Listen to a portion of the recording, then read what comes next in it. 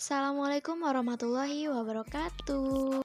Perkenalkan, kami dari kelompok 4 akan membahas mengenai langkah-langkah penyelesaian model time series autoregresif menggunakan Minitab.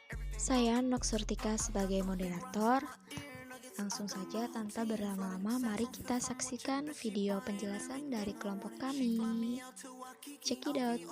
Pemateri pertama yakni Fitrianingsih. Di sini saya akan menjelaskan mengenai model time series autoregresif. Model time series ini akan membahas mengenai 3 hal. Yang pertama ada model time series, yang kedua ada model time series stasioner, dan yang ketiga ada model autoregresif. Langsung saja, yang pertama model time series, yaitu model yang berdasarkan pada input data yang berupa data dengan basis waktu. Waktunya itu bisa harian, mingguan, bulanan, dan lainnya. Model ini dilakukan dengan mengamati pola, menggunakan model yang tepat, dan kemudian dapat dilakukan prediksi. Prediksi di sini yaitu memprediksikan masa depan menggunakan nilai-nilai pada masa lalu. Yang kedua ada model time series stasioner.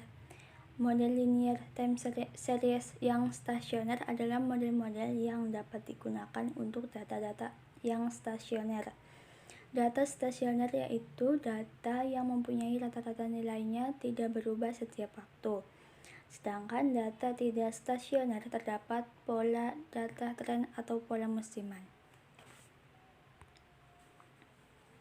Yang ketiga, model autoregresif atau ARP adalah model linear yang paling dasar untuk proses stasioner. Model ini dapat diartikan sebagai proses hasil regresi dengan dirinya sendiri.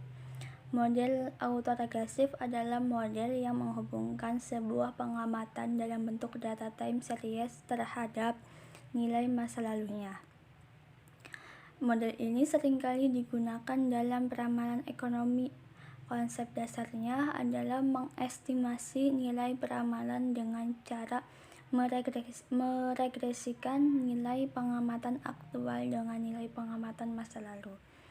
Model autoregresif sebenarnya sangat sederhana.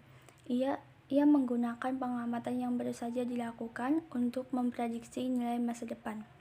Misalnya, untuk pengamatan tahun XT akan diprediksi menggunakan data XT-1 atau 1 tahun ke belakang. Demikian juga untuk bulan, kuartal, dan semester. Nah, ini adalah rumus untuk model autoregresif, yaitu XT sama dengan P0 plus P1 XT-1 plus P2 XT-2 sampai pada P XT min P plus alpha T, di mana XT yaitu data pada periode T. T itu bisa 1, 2, 3, sampai ke N, tergantung nilai T-nya. T XT min I, data periode T min I. I di sini bisa 1, bisa 2, bisa 3, bisa 4, sampai ke P. Alpha T yaitu error pada periode T. P0 sama dengan konstanta, Pi sama dengan koefisien AR.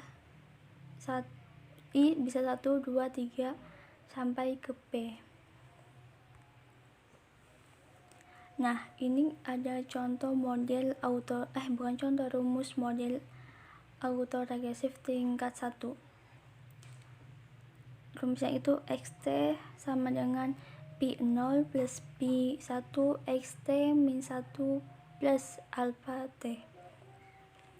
XT yaitu data periode T, XT min 1 data periode T min 1, alpha T sama dengan error pada periode T, P0 sama dengan konstanta, P1 koefisien AR ke 1. Selanjutnya ada model autoregresif tingkat 2.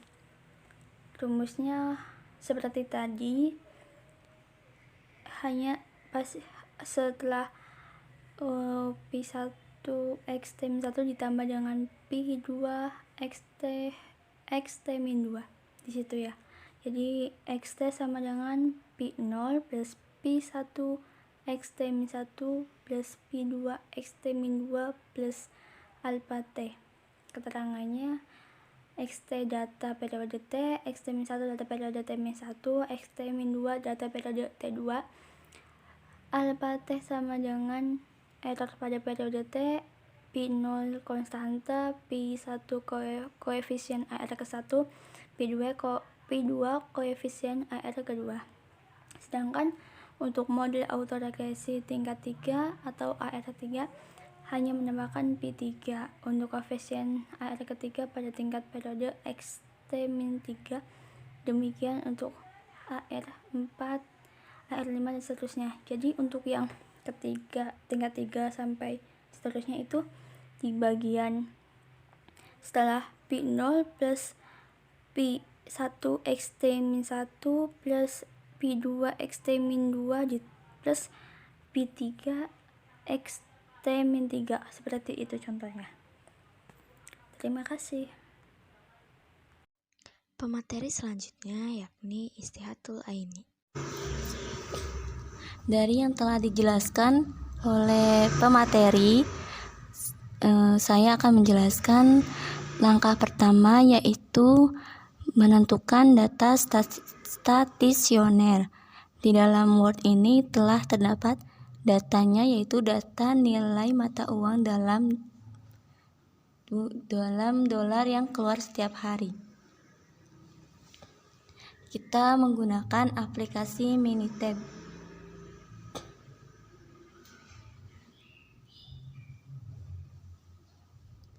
Nah, kita copy dulu data yang tadi telah ada di Word ke Minitab. Setelah itu, untuk menentukan data itu stasioner atau bukan, kita klik menu Start.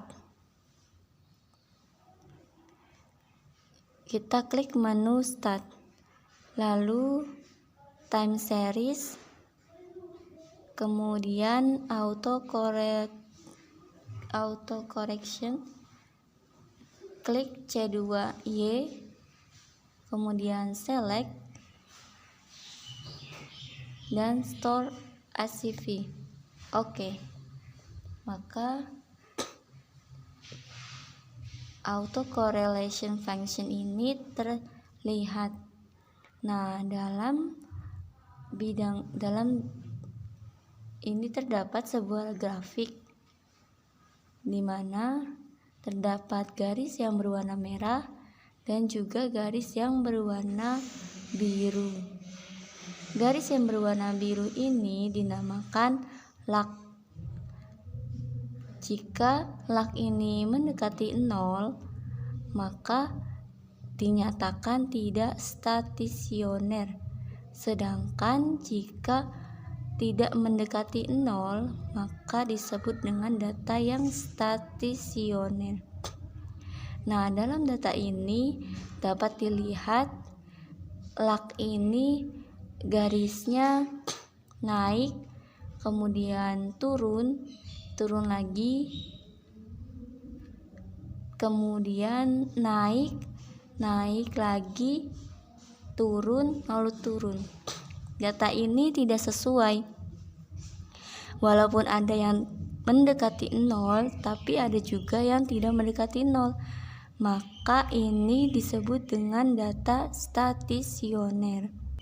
Nah, selanjutnya mencari tahu, kita menggunakan AR berapa dalam menentukan peramalan data ini.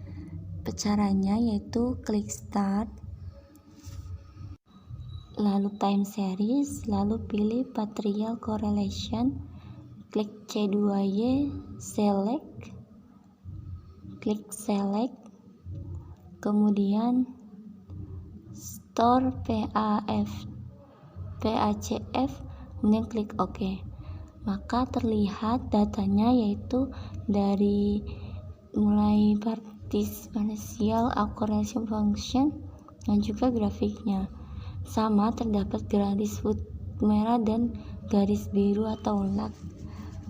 Dari sini dapat dilihat bahwa garis lak yang pertama terpotong oleh garis merah, maka kita menggunakan AR1 karena terpotongnya pada autoregresif yang pertama atau garis lak yang pertama. Jika menggunakan AR2, jika terpotongnya pada garis lak yang kedua, maka menggunakan AR2 dan selanjutnya.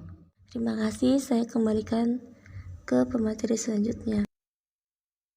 Kemudian pemateri terakhir yakni Sekar Latifah Firliani. Baik, terima kasih. Selanjutnya, setelah kita mengetahui bahwa data yang kita miliki sudah stasioner dan juga model keramalan yang akan kita gunakan yaitu model autoregresif 1 atau AR1 karena lak yang melewati garis merah yaitu lak yang pertama. Jika lak yang melewati garis merah itu lak yang kedua, maka model autoregresif 2. Selanjutnya kita akan mencari konstanta, koefisien, dan standar error yang akan kita masukkan ke dalam rumus model autoregresif 1 atau AR1. Itu rumusnya XT atau data pada periode T dengan T 1, 2, 3, dan seterusnya sama dengan konstanta ditambah koefisien AR ke 1 dikali data pada periode T-1 ditambah standar error pada periode T. Maka untuk menentukan koefisien konstanta dan standar error adalah kita klik start. Kemudian time series, kita pilih A5. Pada kolom autoregresif kita ketikkan 1 karena kita menggunakan model keramalan autoregresif. Kemudian kita pada seriesnya kita pilih E2. Setelah itu kita klik graph. Individual plotnya sudah diklik, oke.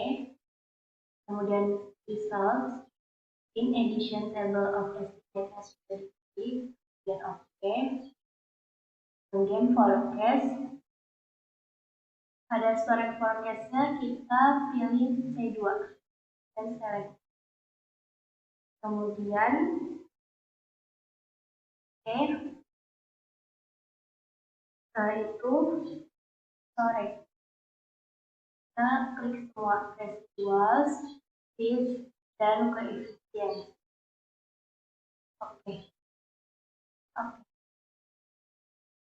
Dapat datanya ini. Data yang akan kita masukkan ke dalam rumus koefisien konstanta dan standar error itu terdapat di final estimate of parameters. Karena kita akan meramal data pada T29, maka XT-nya X29 sama dengan konstanta ditambah koefisien dikali data ke-28. 29 dikurangi 1 tambah standar error. Kita fokus ke tabel final estimate of parameters. Konstantanya kita masukkan 1389,5 ditambah koefisiennya yaitu 0,874 dikali data ke-28. Data ke-28 yaitu